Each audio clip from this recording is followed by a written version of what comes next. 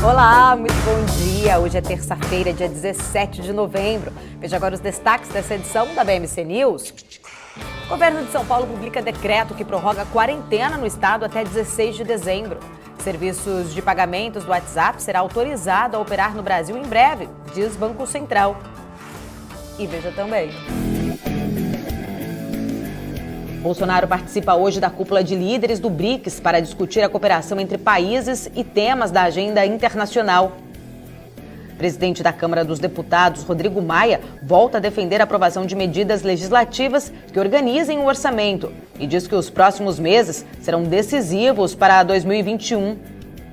Ex-presidente dos Estados Unidos, Barack Obama, disse em entrevista para a emissora brasileira que espera que o presidente eleito Joe Biden estabeleça um relacionamento diferente com o Brasil na questão do clima. Tudo isso e muito mais agora na BMC News.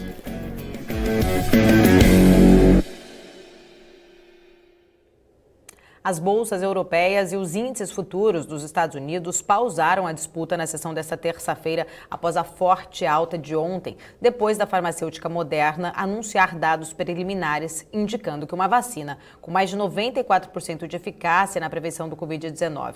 A semana passada foi marcada por fortes altas após as farmacêuticas Pfizer e BioNTech terem divulgado dados que indicavam eficácia de mais de 90% na vacina que desenvolvem contra a doença. Apesar da perspectiva de volta gradual à normalidade com as vacinas, os Estados Unidos continuam a registrar recordes de novos casos de Covid-19. Hoje, os investidores ainda ficam de olho na alta dos casos da doença. No exterior, os destaques são para os dados do varejo e da indústria dos Estados Unidos e mais uma fala de Christine Lagarde, presidente do Banco Central Europeu. Aqui no Brasil, o governo de São Paulo publicou o decreto prorrogando a quarentena até o dia 16 de dezembro no estado. Segundo o governador João Dória, a medida foi tomada porque os hospitais têm registrado mais internações nos últimos dias. Ainda aqui no Brasil, o investidor espera um calendário para a votação das reformas no Congresso que possa sinalizar para o equilíbrio das contas públicas. A gente vai discutir esses e outros assuntos com os nossos convidados de hoje. Hoje teremos Eric Decatti, analista político da XP Investimentos, Paola Mello, analista da GTI, Carlos Daltoso, gestor da Eleven, Matheus Galina, gestor de mercados de juros da Quantitas e o meu companheiro de todos os dias, o estrategista Marcos Saravalli. Mas antes, vamos agora direto com a Nanda Vasconcelos, saber como que estão as bolsas operando neste momento. Bom dia, Nanda, como estão os futuros? Bom dia, Paula. Bom dia a todos que acompanham a BMC News. O Ibovespa Futuro abriu em queda de 0,63% aos 106.205 pontos. Lá nos Estados Unidos, as bolsas estão operando em alta. Dow Jones, alta de 1,60% aos 29.950 pontos. S&P, alta de 1,16% aos 3.626 pontos. Na Europa, todas operando em queda agora. DAX na Alemanha, queda de 0,33% aos 13.096 pontos. FTSE no Reino Unido também em queda de 1,24% aos 6.341 pontos. E CAC na França, queda de 0,28% aos 5.456 pontos. Paula. Tá ótima, Nanda. Muito obrigada. Você volta a qualquer momento aqui atualizando as informações para a gente. E agora a gente vai dar uma olhada como que fecharam as bolsas asiáticas. Vamos ver como que ficaram as bolsas lá na Ásia. Vamos lá. Nikkei no Japão fechou no patamar positivo em 0,42%. A China fechou no patamar negativo, caiu ali 0,21%. E Hong Kong também fechou no patamar positivo em 0,13%. Vamos dar uma olhada agora no petróleo. Como está a cotação do petróleo neste momento? Nós temos aí WTI caindo 0,31%, comercializado a pouco mais de $41 o barril, e o petróleo Brent caindo 0,25%, sendo comercializado a pouco mais de $43 o barril. E o governo de São Paulo anuncia a prorrogação da quarentena no estado até o dia 16 de dezembro. A medida já foi publicada no Diário Oficial da União. Durante uma coletiva de imprensa, o governador de São Paulo, João Dória, disse que a medida foi tomada porque os hospitais têm registrado mais internações nos últimos dias. Nas últimas semanas, os casos suspeitos e confirmados da doença tiveram um aumento de 18% em relação à semana anterior. O estado de São Paulo segue em quarentena desde março. E segundo o Banco Central, o aplicativo de mensagens do WhatsApp vai oferecer pagamentos no Brasil em breve. Inicialmente, o sistema deve permitir transferências apenas entre pessoas, mas depois também poderá ser usado para pagamentos de contas entre pessoas e mobiles, como compras no e-commerce. Segundo Roberto Campos, o Banco Central segue em conversas avançadas com empresas de tecnologia que querem entrar no mercado financeiro, como o WhatsApp e o Google.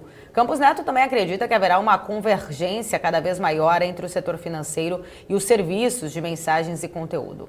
Isso porque os pagamentos devem se tornar cada vez mais simples, quase como mandar uma mensagem, por exemplo. E a informação dos consumidores pode ajudar as empresas financeiras a apresentar serviços mais direcionados e baratos para os clientes.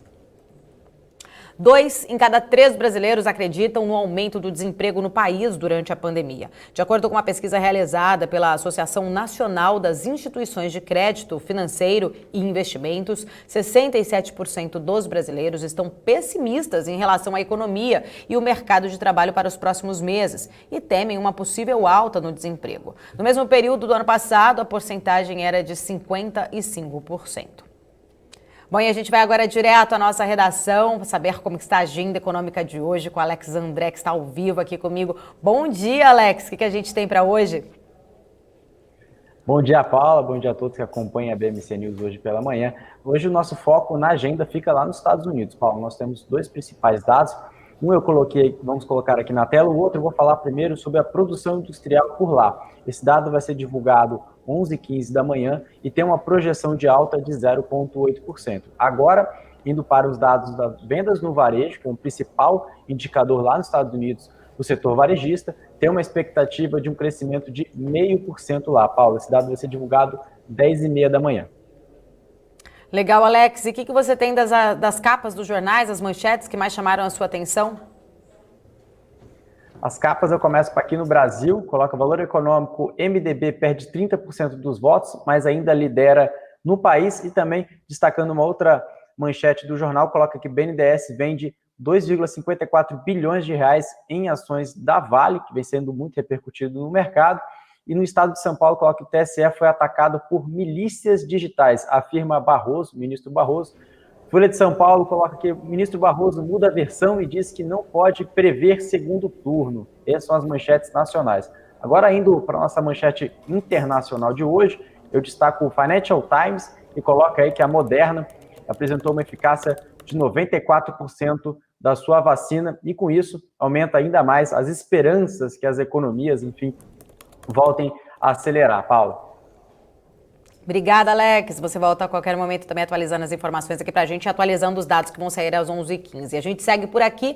O ex-presidente dos Estados Unidos, Barack Obama, disse em uma entrevista que o Brasil tem papel central na ação contra o aquecimento global. A declaração de Obama foi feita no programa Conversa Fiada com Pedro Bial na TV Globo. O ex-presidente americano disse também que espera que Biden restabeleça um relacionamento diferente com o Brasil na questão do clima e afirmou que o Bolsonaro adota uma política parecida com a de Trump. Segundo Obama, os Estados Unidos e o Brasil têm muitas coisas em comum. Ele falou, abre aspas, o progresso que precisa acontecer não só no hemisfério, mas no mundo vai ser, em parte, determinado pela qualidade da relação entre os nossos dois países, fecha aspas. Obama relacionou ainda as políticas de Bolsonaro e Trump para lidar com a pandemia e disse que ambos não deram ênfase à ciência. E a gente segue aqui, agora o nosso assunto é política.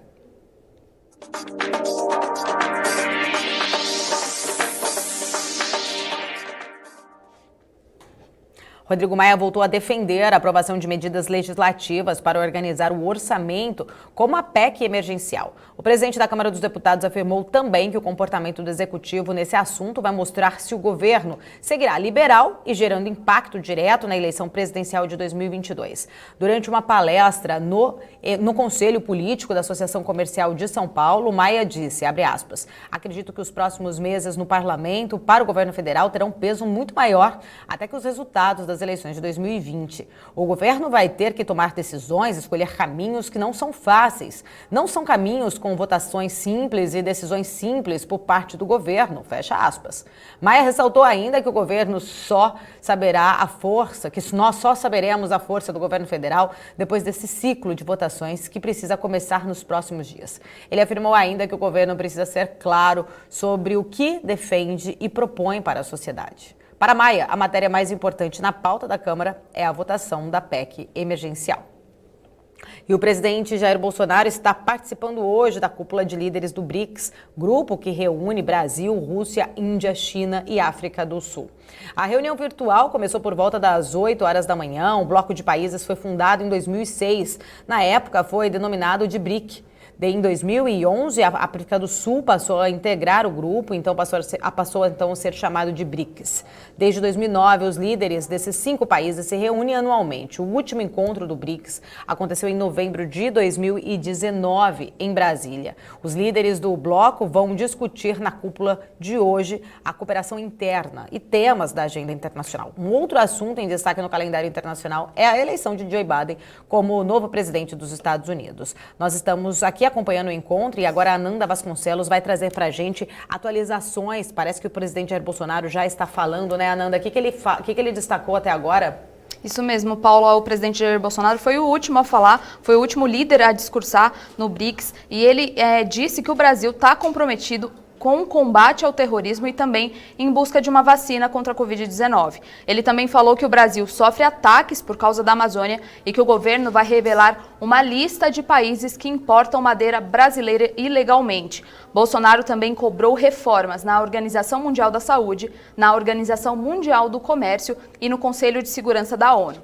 No encerramento do discurso, o presidente pediu pela reforma do Conselho de Segurança da ONU e da Organização Mundial da Saúde. Paula. Tá ótimo, Ananda. Muito obrigada. E a gente vai debater tudo isso com os nossos convidados, as notícias mais importantes desta terça-feira. Hoje nós teremos por aqui Eric Decatti, analista político da XP Investimentos, Paola Mello, analista da GTI, Carlos Daltoso, gestor da Eleven, Matheus Galina, gestor de mercado de juros da Quantitas, e ele, meu companheiro de todos os dias, que já está aqui do meu lado, Marco Saravalli. Bom dia, Marco. Tudo bem? Hoje é terça-feira, né? Você sempre, quando eu falo segunda, você fala com cara de terça. Hoje é terça com cara de terça. Bom dia. Hoje a Bolsa está sinalizando um dia de leve realização, então hoje é uma terça para a Bolsa com cara de segunda, mas a semana começou agora, está valendo, né?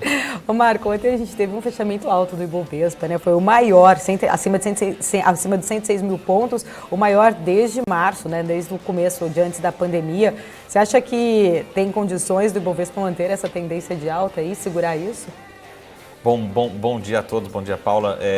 Então, lembra também que a gente teve o Ibovespa por aqui, mas a gente teve recordes lá fora também, o que a gente chama de all-time high, né? De algumas ações, de algumas empresas, alguns índices, né? Americanos principalmente, ficando no seu maior patamar da história.